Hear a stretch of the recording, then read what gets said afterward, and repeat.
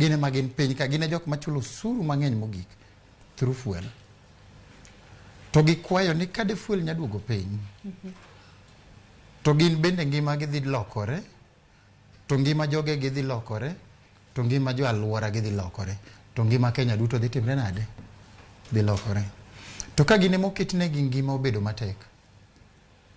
Emomiyo kan watieko seche ka to natieko gi wach fuel. En lumbru mar mariembo piny sane. Kadang bech fuel duogo piny, to ji duto to dhi kare. To kopone opoduogo piny mana kaka iwinjo josiaya ywak. Jagari dwaro mondo gited transport.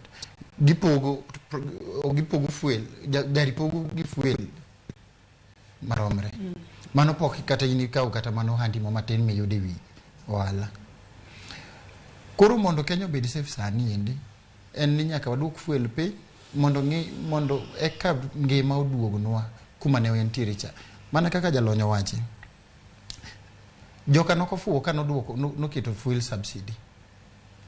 Ng'eni jolony nobedo piny mong'iyo ni adieri kuma wachiemo ni endi mondo wakony jothurwa. Subsidy nyaka bedi. To kaswa ni wapur. Climate change is there. Alwora mar kor lwasi oseloko sani. Ndalo mane koth chwe iyudo ka tinde chiri onge. Opon tinde onge. Ibo puro nade? To kata farm produce ibiro tero gi kanye. Losa ni rach manyaki pur mana gi mbolea. Mbolea no oonge. Wanene me TV nini osekele serikali osekele oonge, piny oonge. Koro mondo ngima duogo piny Joyce, serikal nyaka ng'i kaka duogo bech fuel piny. Mano dhi miyo cost of production bende duogo piny. To cost of production kose duogo piny